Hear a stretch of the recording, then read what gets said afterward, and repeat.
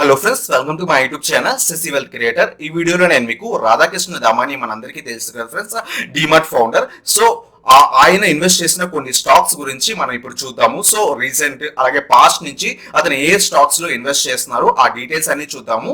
So అలాగే మనం ఆ స్టాక్స్ లో మనం కూడా ఎంట్రీ అయ్యి మనం కూడా ప్రాఫిట్స్ అనేది తీసుకోవచ్చా లేదా, ఈచ్ అండ్ ఎవ్రీథింగ్ ఈ వీడియోలో అనేది డిస్కస్ అనేది చేద్దాం friends. So let's start our video.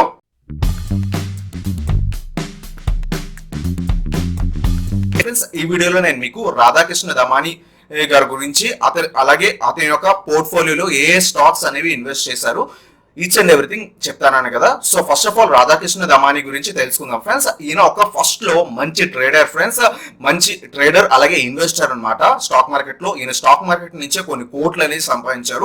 So ఈయన one of the richest person అయ్యారనమాట ఇండియాలో త్రూ స్టాక్ మార్కెట్ అనమాట, ట్రేడింగ్ అలాగే ఇన్వెస్ట్మెంట్ ద్వారా. సో ఆ తర్వాత ఈయన ఏం చేశారంటే, మనకి అందరికీ తెలుసు కదా ఫ్రెండ్స్, అవెన్యూ సూపర్ మార్కెట్స్ అంటే డిమార్ట్ తెలుసు కదా, ఆ డిమార్ట్ అనేది స్థాపించారు. అతను స్థాపించి దాన్ని బాగా సక్సెస్ అని తీసుకొచ్చారు. సో ఆ విధంగా మనకి ఈ రాధాకృష్ణ దమాని అనే అతను మనకి బాగా పాపులర్ అనమాట. స్టాక్ మార్కెట్ గురించి తెలిసిన వాళ్ళు ఇండియాలో అందరికీ కూడా ఈ రాధాకృష్ణ దమాని గురించి తెలుసు. అలాగే ఎప్పుడైనా సరే ఈయన ఏదైనా ఒక స్టాక్ లో ఇన్వెస్ట్ చేస్తున్నారంటే చాలా మంది ఇతన్ని ఫాలో అయ్యి ఆ స్టాక్స్ లో ఇన్వెస్ట్ చేసేవాళ్ళు ఫ్రెండ్స్. ఇన్వెస్ట్ చేసిన కొన్ని స్టాక్స్ ఈ రోజు మనం ఈ వీడియోలో చూద్దాము. So let's start our video. So friends, ఇప్పుడు మనం ఆ రాధాకృష్ణ దమానీస్ పోర్ట్ఫోలియో అలాగే అతను హోల్డ్ చేస్తున్న స్టాక్స్ ఏంటో ఈచ్ అండ్ ఎవ్రీథింగ్ చూద్దాం ఫ్రెండ్స్. అంతకన్నా ముందు నేను ఎలా ఇవన్నీ చెప్తున్నారో అని చెప్తే తెలుసుకోవాలంటే మీకు trendline.com అనే ఒక వెబ్సైట్ ఉంది ఫ్రెండ్స్. దీంట్లో మీరు ఇక్కడ సూపర్ ఓపెన్ చేసి ఆ లింక్ అనేది కింద డిస్క్రిప్షన్ లో ఇస్తాను. ఒకసారి ఓపెన్ చేసిన తర్వాత ఇక్కడ సూపర్ స్టార్స్ ఉంటారు ఫ్రెండ్స్. ఆ సూపర్ స్టార్స్ అంటే స్టాక్ మార్కెట్ లో ఎవరెవరైతే ఎక్కువ అమౌంట్ అనేది ఇన్వెస్ట్ చేసి పెద్ద పెద్ద ఇన్వెస్టర్స్ ఉంటారో వాళ్ళ యొక్క లిస్ట్, వాళ్ళ ఏ స్టాక్స్ లో ఇన్వెస్ట్ చేస్తున్నారో అవన్నీ కూడా మనకు తెలుస్తాయి అనమాట. సో మీరు ఒకసారి టైం ఉంటే ఈ trendline.com లో వచ్చి ఈ సూపర్ స్టార్స్ క్లిక్ చేసి మీరు ఏదైతే మీకు సూపర్ హీరోస్ ఉన్నారో ఆ స్టాక్ మార్కెట్ లో వాళ్ళ యొక్క లిస్ట్, వాళ్ళు ఏ స్టాక్స్ లో ఇన్వెస్ట్ చేస్తున్నారో అవంతా కూడా తెలుసుకోవచ్చు అనమాట. సో మనం ఈ వీడియోలో రాధాకృష్ణ దమాని గారి గురించి చూద్దాము. సో ఇక్కడ చూసుకోండి ఫ్రెండ్స్, మీకు ఇది కనబడుతుంది అనుకుంటున్నాను. రాధాకృష్ణ దమాని గారు రీసెంట్ గా ఏ షేర్స్ అనేది బై చేశారంటే, ఇతను ఏం చేశారంటే ఆల్రెడీ ఇండియా సిమెంట్స్ లో కొంత స్టేక్ అనేది ఇది వరకు ఉండేది ఫ్రెండ్స్. దాన్ని రీసెంట్ గా 95 రూపీస్ 96 రూపీస్ ఉన్నప్పుడు ఇతను తన యొక్క స్టేక్ ని పెంచుకున్నారనమాట. సో చూడండి, అప్రాక్సిమేట్లీ తన యొక్క హోల్ పోర్ట్ఫోలియోలో 6.9% అనేది ఇండియా సిమెంట్స్ లో ఇన్వెస్ట్ చేశారు ఫ్రెండ్స్. అలాగే విఎస్టీ ఇండస్ట్రీస్ అంటే ఐటీసీ మనకి ఎలా తెలుసో సిగరెట్స్ వాటికి, అలాగే విఎస్టీ ఇండస్ట్రీస్ కూడా వన్ ఆఫ్ ద మంచి కంపెనీ ఫ్రెండ్స్. బట్ ఇది ఒక స్మాల్ క్యాప్ కంపెనీ. సో ఈ విఎస్టీ ఇండస్ట్రీస్ లో కూడా ఈయన 1.7% అనేది స్టేక్ ని హోల్డ్ చేస్తున్నారు. అలాగే ఇంకోటి తీసుకుంటే ప్రొజోన్ ఇంట్రూ ప్రాపర్టీస్ లిమిటెడ్, దీంట్లో కూడా 1.26% అనేది హోల్డ్ చేస్తున్నారు. అలాగే ఇంకో షేర్ వచ్చేసరికి కయా లిమిటెడ్, ఈ షేర్ లో కూడా వీళ్ళు 1.11% అనేది ఇంక్రీజ్ చేసుకున్నారు. అలాగే రీసెంట్ గా అలాగే ఏ షేర్స్ లో ఇతను రీసెంట్ గా తన యొక్క హోల్డింగ్స్ ని తగ్గించుకున్నారు, డిక్రీజ్ చేసుకున్నారంటే మీరు ఇక్కడ చూడొచ్చు ఫ్రెండ్స్. అవెన్యూ సూపర్ మార్కెట్స్ తన ఓన్ కంపెనీ డిమార్ట్ ఉంది కదా, దాంట్లో వీళ్ళు అప్రాక్సిమేట్లీ 3.6% అనేది స్టేక్ ని తగ్గించుకున్నారు. అలాగే ఇంకోటి వచ్చేసరికి డెల్టా కార్ప్ లిమిటెడ్, అందరికీ తెలుసు డెల్టా కార్ప్ లిమిటెడ్, దీంట్లో కూడా అప్రాక్సిమేట్లీ 0.15% అనేది తన యొక్క స్టేక్ ని రీసెంట్ గా తగ్గించుకున్నారు ఫ్రెండ్స్. సో ఇప్పుడు మనం ఏ స్టాక్స్ లో ఇన్వెస్ట్ చేశారో, తన యొక్క హోల్డింగ్స్ ఏంటి, ఈచ్ అండ్ ఎవ్రీథింగ్ ఇప్పుడు చూద్దాము. ఇతని యొక్క పోర్ట్ఫోలియో టోటల్ గా అవెన్యూ సూపర్ మార్కెట్స్ అంటే డిమార్ట్ షేర్ తో కలిపి టోటల్ గా 7 to 8 స్టాక్స్ అనేవి ఉన్నాయన్నమాట. సో ఫస్ట్ స్టాక్ వచ్చేసరికి అవెన్యూ సూపర్ మార్కెట్స్ లిమిటెడ్ అంటే డిమార్ట్, తన ఓన్ కంపెనీనే తిను చాలా వరకు హోల్డ్ చేస్తున్నా అనమాట. తన యొక్క హోల్డింగ్ పర్సెంటేజ్ వచ్చేసరికి అప్రాక్సిమేట్లీ 51.48% అనేది తిను హోల్డ్ చేస్తున్నారు. అతను తన యొక్క ఫ్యామిలీ అలాగే ఆ కంపెనీలో ఉన్న పెద్ద పెద్ద వాళ్ళంతా కూడా టోటల్ గా కలిపి 51.48% అనేది స్టేక్ ని హోల్డ్ చేస్తున్నారు. ప్రస్తుతం ఇది ప్రీవియస్ క్వార్టర్ లో వీళ్ళు చెప్పాను కదా 3.60% అనేది తగ్గించుకున్నారు అనమాట. దీని యొక్క ఈ డిమార్ట్ షేర్ లో మొత్తం హోల్డింగ్ పర్సెంటేజ్, హోల్డింగ్ వాల్యూ వచ్చేసరికి 78,681 crores అనేది దీని డిమార్ట్ లో అనేది హోల్డ్ చేస్తున్నారు. టోటల్ గా వాళ్ళ ఫ్యామిలీ అలాగే ఆ కంపెనీ యొక్క founders, each and every one managers వాళ్ళంతా కూడా కలిపి ఇంత 78,681 crores అనేది హోల్డ్ చేస్తున్నారు ఫ్రెండ్స్. సో ఇది ఫస్ట్ స్టాక్. సెకండ్ స్టాక్ వచ్చేసరికి ఇండియా సిమెంట్స్ ఫ్రెండ్స్. చెప్పాను కదా దీంట్లో ఈయన రీసెంట్ గా స్టేక్ అనేది పెంచుకున్నారు అనమాట. మనం ఇక్కడ చూసుకోవచ్చు అప్రాక్సిమేట్లీ కరెంట్ వాల్యూ అయితే 131 రూపీస్ దగ్గర ట్రేడ్ అవుతుంది. ఇతను క్వాంటిటీ వచ్చేసరికి టోటల్ గా ఇతను ఎంత పర్సెంటేజ్ అనేది ఇంక్రీజ్ ఈ స్టేక్ మెయింటైన్ చేస్తున్నారు అంటే 11. 1.63% అనేది టోటల్ గా ఇన్వెస్ట్ చేశారు ఇండియా సిమెంట్స్ లో. అలాగే రీసెంట్ టైమ్స్ లో 6.9% అనే స్టేక్ ని ఇంక్రీజ్ చేసుకున్నారు. ఇదివరకు 4% అప్రాక్సిమేట్లీ ఉంటే దీన్ని 7% దాకా ఇంకా ఇంక్రీజ్ చేసుకున్నమాట స్టేక్, ఎందుకంటే లోవర్ వాల్యుయేషన్స్ లో మంచిగా కొన్నారన్నమాట. సో దీని యొక్క చెప్పాను కదా, రీసెంట్ టైమ్స్ లో ప్రీవియస్ క్వార్టర్ లో 6.90% అనేది ఇంక్రీజ్ చేసుకున్నారు. టోటల్ హోల్డింగ్ వచ్చేసరికి 474 crores అనేది ఇతను ఇండియా సిమెంట్స్ లో అనేది ఇన్వెస్ట్ చేశారు ఫ్రెండ్స్.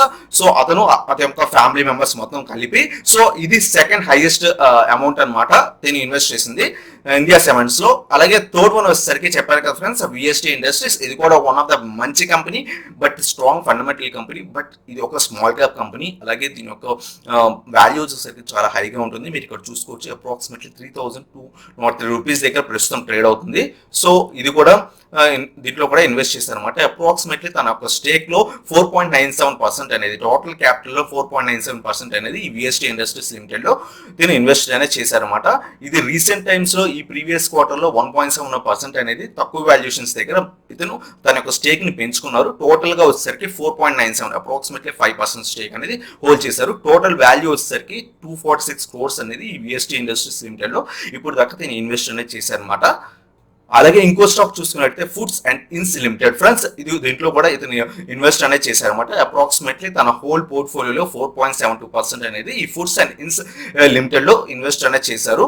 సో ప్రీవియస్ క్వార్టర్ లో ఏమీ యాడ్ చేయలేదన్నమాట ఈ స్టాక్ లో. అలాగే టోటల్ వాల్యూ వచ్చేసరికి 12.9 crores అనేది తిను ఈ ఫుడ్స్ అండ్ ఇన్స్ లిమిటెడ్ లో ఇన్వెస్ట్ అనేది చేశారనమాట. అలాగే నెక్స్ట్ స్టాక్ వచ్చేసరికి సింప్లెక్స్ ఇన్ఫ్రాస్ట్రక్చర్స్ లిమిటెడ్ ఫ్రెండ్స్. ఈ స్టాక్ లో కూడా ఇతను అప్రాక్సిమేట్లీ 2.28% అనేది తన హోల్ క్యాపిటల్ లో ఇన్వెస్ట్ చేశారనమాట. అలాగే వాల్యూ వైజ్ చూసుకున్నట్టయితే 3.7 crores అనేది దీన్ని ఇన్వెస్ట్ చేశారు ఈ సింప్లెక్స్ అండ్ ఇన్ఫ్రాస్ట్రక్చర్స్ లిమిటెడ్ లో. నెక్స్ట్ తీసుకున్నట్టయితే స్పెన్సర్స్ రీటైల్ లిమిటెడ్ ఫ్రెండ్స్. ఏదైతే తన డిమార్ట్ ఉందో అది కూడా ఒక రీటైల్ కంపెనీయే. దాంతో పాటు ఇతను ఏం చేశారంటే స్పెన్సర్స్ దాంట్లో కూడా ఇన్వెస్ట్ చేశారు ఫ్రెండ్స్.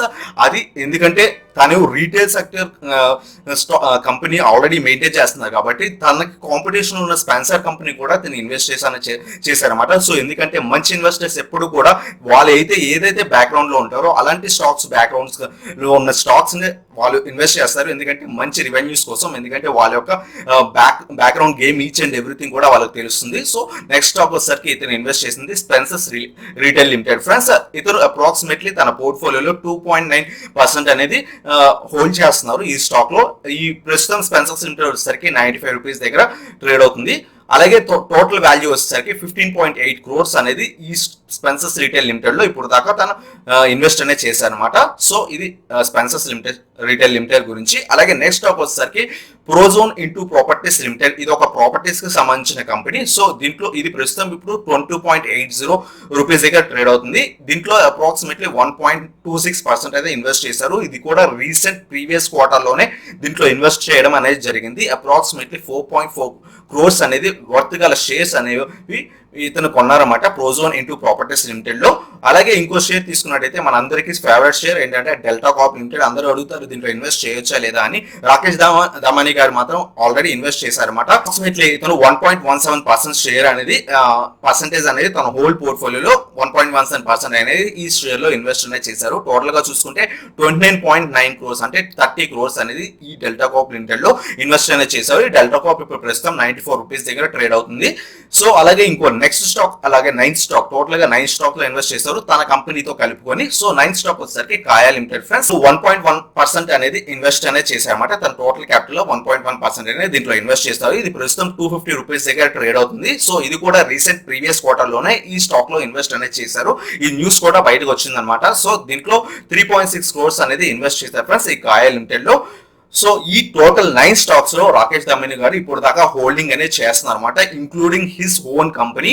సో అతను ప్రమోటర్ కాబట్టి తన కంపెనీలో 50% స్టేక్ అనేది అప్రాక్సిమేట్లీ హోల్డ్ చేస్తున్నారు. అలాగే మిగతా కంపెనీస్ లో కూడా ఇన్వెస్ట్ అనేది చేశారనమాట. ఒక మంచి ఇన్వెస్టర్ ఎప్పుడు కూడా తను బాగా డీటెయిల్ అనాలిసిస్ చేసి మాత్రమే ఇన్వెస్ట్ చేస్తారు ఫ్రెండ్స్ ఇలాంటి కంపెనీస్ లో. సో ఇప్పుడు మనం ఇలాంటి కంపెనీస్ లో మనం ఇన్వెస్ట్ చేయొచ్చా లేదా అనే దాని గురించి ఇప్పుడు చూద్దాము ఫ్రెండ్స్. మీరు చూసారు కదా రాధాకృష్ణ దమాని గారు ఏ స్టాక్స్ లో ఇన్వెస్ట్ చేశారు, ఆ టోటల్ 9 స్టాక్స్ గురించి కూడా చూసారు కదా. సో వీళ్ళు ఇన్వెస్ట్ చేసినప్పుడు, ఎప్పుడైనా పెద్ద ఇన్వెస్టర్స్ ఇన్వెస్ట్ చేసినప్పుడు వాళ్ళకు క్వాంటిటీ చూడండి ఫ్రెండ్స్. తన పోర్ట్ఫోలియో తన మెయిన్ యొక్క కంపెనీ యొక్క దాంట్లో 51% 52% హోల్డింగ్ ఉంటే మిగతా వాటిలో అప్రాక్సిమేట్లీ 4%, 2%, 1% మాత్రమే స్టేక్ అనేది హోల్డ్ చేస్తున్నారు. మిగతాదంతా తన యొక్క హ్యాండ్ లో క్యాష్ అనేది పెట్టుకుంటున్నారు. సో ఇది బాగా అబ్జర్వ్ చేయాలి. మనం ఎప్పుడైనా ఒక పెద్ద ఇన్వెస్టర్ ఏం చేస్తున్నారంటే ఇలా అబ్జర్వ్ చేయాలన్నమాట. సో అతను తన క్యాష్ ని హోల్డ్ లో పెట్టుకున్నారు, ఎందుకంటే మార్కెట్ పడే ఛాన్సెస్ ఉన్నాయని తనకు కూడా తెలుసు. అలాగే ఒకవేళ మార్కెట్ పడకపోయి పైకి వెళ్తే కనుక అతను వేరే సెక్టర్స్ లో ఇన్వెస్ట్ అనేది చేస్తారన్నమాట బయట, సో స్టాక్ మార్కెట్ లో కాకుండా.